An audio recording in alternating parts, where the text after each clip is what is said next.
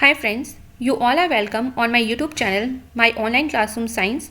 और आज इस वीडियो में जो चैप्टर मैं आपको एक्सप्लेन करने वाली हूँ यह है क्लास 7 का साइंस का चैप्टर 3 है ये फाइबर टू फैब्रिक। इस चैप्टर को मैं आपको नोट्स की हेल्प से एक्सप्लेन करने वाली हूँ। नोट्स में सारे इंपॉर्टेंट पॉइंट्स हैं, इंपॉर्टेंट हेडिंग्स आप देख सकते हो और अंदर जो हेडिंग्स के हैं इंपॉर्टेंट पॉइंट्स हैं आपको प्लस हाईलाइटेड वर्ड्स हैं, जिससे कि आप इजीली समझ सकते हो कि कौन से इंपॉर्टेंट वर्ड्स हैं जो आपको एग्जाम में याद रखने हैं। इसके साथ ही मैं आपको एक चीज़ और इन्फॉर्म कर देती हूँ। जिस तरीके से my online classroom science channel है उसी तरीके से my online classroom social science channel है, जहाँ पे आपको आपके सिविक्स, हिस्ट्री, ज्योग्राफी से रिलेटेड जितने भी चैप्टर्स हैं उनके एक्सप्लेनेशन विथ नोट्स मिल जाएंगे आपको। तो आप उस चैनल को भी विजिट करिए, मैं आपको डिस्क्रिप्शन बॉक्स में उसका लिंक प्रोवाइड करूँगी। और अगर आपको कोई भी वीडियो नहीं मिलती तो आप मुझे कमेंट करिएगा, मैं आपको लिंक प्रोवाइड कर दूँगी। साथ ही जब भी आप मेरे चैनल पे विजिट करते हैं तो प्लेलिस्ट ऑप्शन पे जाया करिए, क्योंकि प्लेलिस्ट ऑप्शन पे आपको क्लास वाइज आपके चैप्टर के नोट्स मिल जाएंगे विथ एक्सप्लेनेशन। तो आप चलिए मैं आपको स्टार्ट करती हूँ आपका एक्सप्लेनेशन इस चैप्टर का, फाइबर टू फैब्रिक। देखिए चैप्टर का नाम ही है फाइबर टू फैब्रिक, यानी देखिए पहले रेशे होते हैं और उनसे किस तरीके से फैब्रिक बनता है।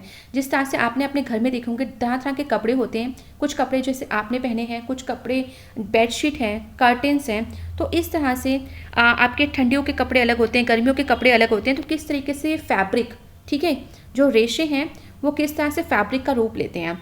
अब एक चीज़ और याद रखिएगा, जो फैब्रिक है फाइबर टू फैब्रिक, तो हमें जो फाइबर है वो प्लांट से भी मिलता है, एनिमल से भी मिलता है। तो अभी जो इस चैप्टर में हम पढ़ने वाले हैं, जैसे कि इंट्रोडक्शन में लिखा है कि इस चैप्टर में हम उन फाइबर के बारे में पढ़ने वाले हैं जो हमें एनिमल से मिलते हैं। तो आइए स्टार्ट करते हैं। और देखिए सबसे पहले जो हेडिंग है वो वूल है। देखिए वूल जो है ये एक तरह के हेयर हैं जिसमें एनिमल प्रोटीन होता है।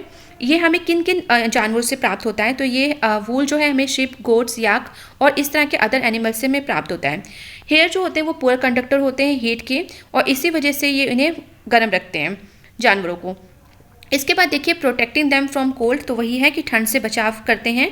इसके साथ ही इंडिया में अगर वूल देखें तो वूल जो है वो ऑब्टेन्ड होती है गोट से, कैमल से, याक से और शिप से। कौन से ऐसे एरियाज हैं जहाँ पे वूल बहुत ज़्यादा प्रोड्यूस होती है इंडिया में, तो वो है लद्दाख, जम्मू कश्मीर, हिमाचल प्रदेश। देखिए हाईलाइटेड वर्ड्स पे ध्यान दीजिएगा, क्योंकि यही आपके इंपॉर्टेंट वर्ड्स हैं जो आपको याद रखने हैं। इसके बाद देखिए कुछ इंडियन शिप हैं जिनकी वैरायटीज़ हैं, जो कि वूल जिनके हेयर अच्छी क्वालिटी के होते हैं और जिससे अच्छी वूल बनती है। तो इनका नाम है लोही, नाली, बकरवाल, मारवाड़ी, पठनवाड़ी, रामपुर बुशेर। ये कुछ ऐसी वैरायटीज़ हैं इंडियन शिप की जिसकी ऊन जो है वो यूज़ होती है। इसके बाद देखिए कश्मीरी शॉल जो है वो गोट के फर से बनाया जाता है। इसके बाद नेक्स्ट हेडिंग जो है वो है 2 टाइप्स ऑफ शिप हेयर। अगर शिप के हेयर की बात करें, जो हेयर शिप के यूज़ होते हैं भेड़ के ऊन बनाने के लिए, वो 2 तरीके के होते हैं। एक होता है कोर्स बियर्ड हेयर और एक होता है फाइन सॉफ्ट अंडर हेयर। देखिए कोर्स हेयर क्या है, कोर्स हेयर आउटर कवरिंग होती है शिप की, जिसमें लंबे और रफ हेयर होते हैं।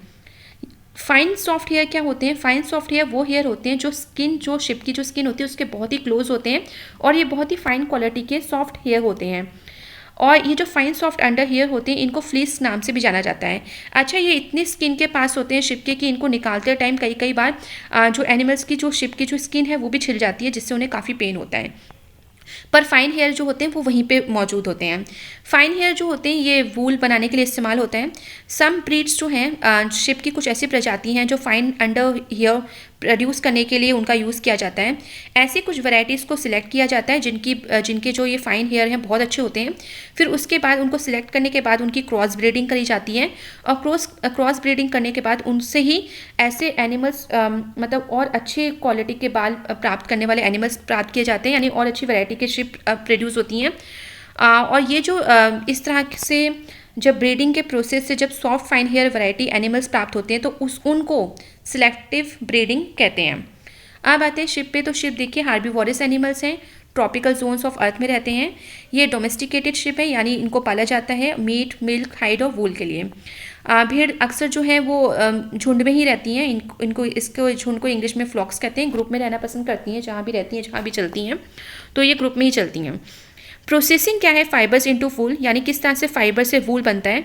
तो शेयरिंग सबसे पहला जो प्रोसेस है, देखिए यहाँ से आपके इंपॉर्टेंट क्वेश्चन बनेंगे। एक, किस तरह के शिप के हेयर होते हैं, कहाँ कहाँ पे वूल प्रोड्यूस होती है, name of the varieties of the ship, कौन कौन सी फेमस हैं, उनके नाम आपको पता होने चाहिए, और किस तरह से प्रोसेसिंग का काम होता है, किस तरह से ऊन पूरे किस प्रोसेस से बनाई जाती है, तो ये पूरा आपको स्टेप वाइज पता होना चाहिए। तो देखिए सबसे पहला प्रोसेस जो है वो शेयरिंग है। शेयरिंग वो प्रोसेस है जिसमें जो फ्लीस है, जो एकदम शिप की जो पास वाली स्किन है जिसमें बहुत फाइन क्वालिटी के हेयर होते हैं, उस लेयर को हटाना, ठीक है, उसी को शेयरिंग बोलते हैं। यानी शिप की बॉडी से फ्लीस जो थिन लेयर होती है स्किन की, उसको हटाना जिसमें फाइन क्वालिटी हेयर है, इसी प्रोसेस को शेयरिंग कहते हैं। नेक्स्ट है स्काउरिंग। एक बार शेयर स्किन निकालने के बाद हेयर को वॉश किया जाता है टैंक्स में, ताकि उनसे जो भी उनमें गंदगी है, डर्ट है, डस्ट है, ग्रीस है, वो निकाल दी जाए। इसके बाद सॉर्टिंग का काम होता है। क्वालिटी ऑफ हेयर के हिसाब से, टेक्सचर कैसा है उनका, कलर के हिसाब से आप जो हेयर हैं उनको अलग अलग किया जाता है, अलग अलग करके रख दिया जाता है। इसके बाद रिमूविंग बर्स। इसमें देखिए स्मॉल फ्लफी फाइबर्स होते हैं जिनको बर्स कहते हैं, तो उनको भी अलग किया जाता है। इसके बाद डाइंग का प्रोसेस होता है, यानी कलरिंग होती है। जो सॉर्ट आउट फाइबर किया गया है, अलग अलग फाइबर किया गया है, उसे अब डिफरेंट डिफरेंट कलर में डुबोया जाता है, यानी उन्हें कलर कर दिया जाता है। इसके बाद यान प्रोड्यूस किया जाता है।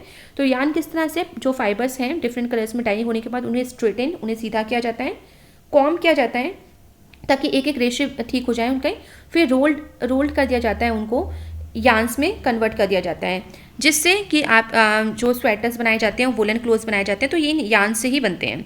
आप प्रॉपर्टीज़ जान लेते हैं वूल की। तो देखिए प्रॉपर्टीज़ क्या है वूल की, ये large amount of water absorb कर लेता है, हीट इंसुलेटर है, और ये लार्ज वॉल्यूम ऑफ एयर को ट्रैप कर लेती है, लाइट वेट है, बहुत हल्की है और ईजिली सूख जाती है। इसके बाद देखिए इस चैप्टर में हम जो सेकेंड फाइबर पढ़ने वाले हैं, ये है सिल्क। देखिए सिल्क किस तरह से हमें प्राप्त होता है और किस तरह से इससे फैब्रिक बनता है, तो थोड़ा सा अब ये जान लेते हैं। देखिए अनदर एनिमल फाइबर जो है, जो हमें प्राप्त होता है, वो भी एक एनिमल प्रोटीन है जो सिल्क वॉर्म से प्राप्त होता है। अच्छा, जो सिल्क वॉर्म्स हैं, आपको पता होना चाहिए कि सिल्क वॉर्म्स को पालना, उनसे सिल्क लेना, यानी सिल्क प्राप्त करना, इस पूरे प्रोसेस को जो है सेरीकल्चर बोलते हैं। तो यहाँ से भी आपका क्वेश्चन बनता है, यानी rearing of silk worms for silk, it is called sericulture. इसके बाद देखिए प्रॉपर्टीज़ ऑफ सिल्क क्या है, सिल्क की क्या प्रॉपर्टीज़ हैं। तो सिल्क बहुत लाइट वेट होता है, बहुत लश्चरस, चमकदार होता है, सॉफ्ट होता है, इलास्टिक होता है, ईजिली डाई हो जाता है, बॉडी वार्म इन विंटर, ये विंटर में बॉडी को वार्म रखता है और समर में कोल्ड रखता है। लाइफ साइकिल क्या है सिल्क वॉर्म की, तो देख लेते हैं। देखिए सिल्क वॉर्म जो है, पहली बात की जो फीमेल सिल्क मॉथ है, वो ले एक करती है एग्स को, और उसके बाद देखिए हैच होते हैं लार्वा, जिन्हें कैटरपिलर्स और सिल्क वॉर्म्स कहते हैं। इसके बाद धीरे धीरे जो कैटरपिलर्स हैं वो बहुत सारी मलबरी लीव्स यानी शहतूत की पत्तियां खाते हैं, जिससे उनका साइज़ बढ़ जाता है, और उसके बाद वो कन्वर्ट हो जाते हैं पूपा में। पूपा जो है एक वीव्स करता है अपने चारों तरफ एक नेट को वीव करता है, और ये नेट जो है वो किस तरह से वीव करता है, अपनी हेड को स्विंग करते करते साइड टू साइड वो स्विंग करता रहता है, और इस मूवमेंट जो हेड की मूवमेंट करता है कैटरपिलर, उसके वजह से उसके मुंह से, ठीक है, तो एक तरह से उसके अंदर के सिल्क ग्लैंड से एक फाइबर सिक्रेट होता है जो प्रोटीन से बना होता है, जिसे फिब्रिन कहते हैं। उसी फिब्रिन से वो अपने आप को पूरा कवर कर लेता है कैटरपिलर, और जब अपने आप को पूरा कवर कर लेता है, और यही जो प्रोटीन है यही एक तरह से सिल्क है, और इसको जब वो पूरा अपने आप को कवर कर लेता है उससे, तो उसको हम ककून बोलते हैं। अब जो सिल्क थ्रेड है वो हमें ककून से मिलता है। रियरिंग और मैनेजमेंट जो सिल्क मोथ्स का है और प्रोडक्शन सिल्क का करना, इसी को हम सेरीकल्चर बोलते हैं। अब आते हैं फ्रॉम ककून टू सिल्क, यानी ककून से सिल्क किस तरह से बनता है। तो देखिए जो फीमेल सिल्क मॉथ है less 200 eggs at a time, एक टाइम पे 200 एग्स ले करती है। इसके बाद इन एग्स को एक पेपर या क्लॉथ में स्टोर किए जाते हैं, फिर फार्मर्स को सोल्ड कर दिया जाता है। फार्मर्स इन एग्स को बहुत ही हाइजीनिक कंडीशंस में रखते हैं, सूटेबल टेम्परेचर और ह्यूमिडिटी में रखते हैं। इसके बाद देखिए एग्स को एटलीस्ट वार्म होने के लिए 22 से लेकर 27 डिग्री सेल्सियस टेम्परेचर चाहिए होता है, जब वो उसके बाद ही वो हैच होते हैं।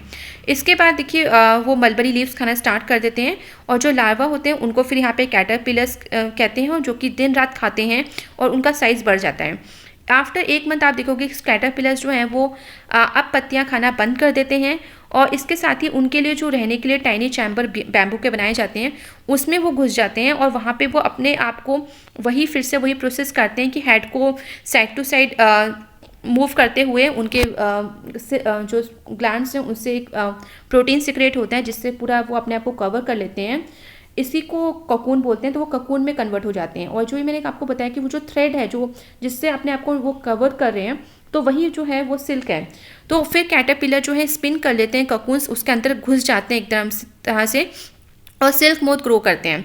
ककून्स जो हैं उनको सन में रखा जाता है, सन की तेज़ धूप में, हाई टेम्परेचर पे, और ताकि ये जो कोकून से जो सिल्क फाइबर है वो सेपरेट हो जाए। या तो ये प्रोसेस है, या तो बॉइल्ड वाटर में, या तो बहुत गर्म पानी में उनको डाल दिया जाता है कोकून्स को।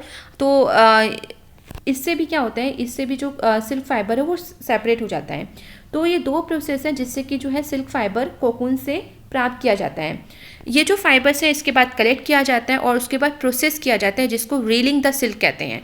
यानी मशीन्स की हेल्प से उसको फिर स्ट्रेट किया जाता है, कॉम्बिंग किया जाता है और उसको रील में कन्वर्ट किया जाता है, जिससे फिर बाद में फैब्रिक बनता है और डिफरेंट डिफरेंट कलर्स उसको किया जाता है, डाई किया जाता है, और फिर different different colour, different different pattern से डिफरेंट डिफरेंट तरह के फैब्रिक जो है, सिल्क फैब्रिक जो है वो तैयार होता है। तो ये था पूरा प्रोसेस। इसके बाद देखिए ये डायग्राम भी आप याद रखिएगा सिल्क वॉर्म के लाइफ साइकिल का, क्योंकि ये भी कई बार बहुत ज़्यादा बार एग्जाम में पूछा जाता है। तो ये है पूरा आपका डायग्राम। तो आई होप ये चैप्टर आपको अच्छे से समझ में आ गया होगा।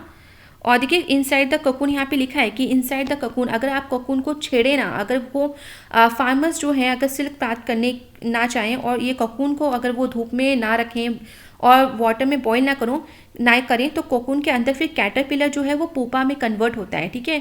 बट ये प्रोसेस होने का उसको टाइम ही नहीं दिया जाता है, क्योंकि हमें जो फार्मर्स हैं उन्हें सिल्क चाहिए होता है, तो वो डायरेक्टली इस पूरे के पूरे कोकून को सीधे गर्म पानी में या हाई टेम्परेचर पे सनलाइट में रख देते हैं, जिससे कि आप समझ सकते हो कि पूपा कैटरपिलर जो है वो पूपा में चेंज ही नहीं हो पाता है, यानी उसकी डेथ हो जाती है, एक तरह से आप कह सकते हैं।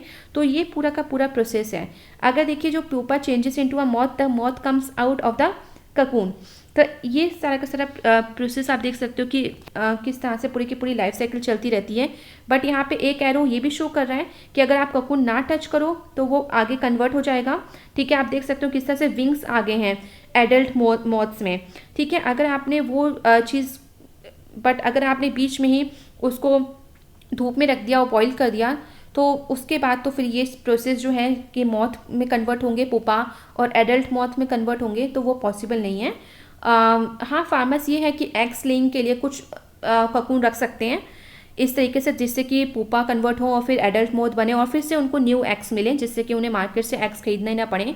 तो ये उनकी चॉइस है, बट उनको इनकम भी अर्न करनी है, क्योंकि उनका मेन प्रोसेस था सिल्क को प्रोड्यूस करना। तो वो मोस्टली जो है ककून्स को वो हाई टेम्परेचर पे रख के या बॉइलिंग करके वो जो फाइबर है जो उसको यानी जो सिल्क है उसको प्राप्त करते हैं। So thank you everyone, and please like, share and subscribe this channel for more updates.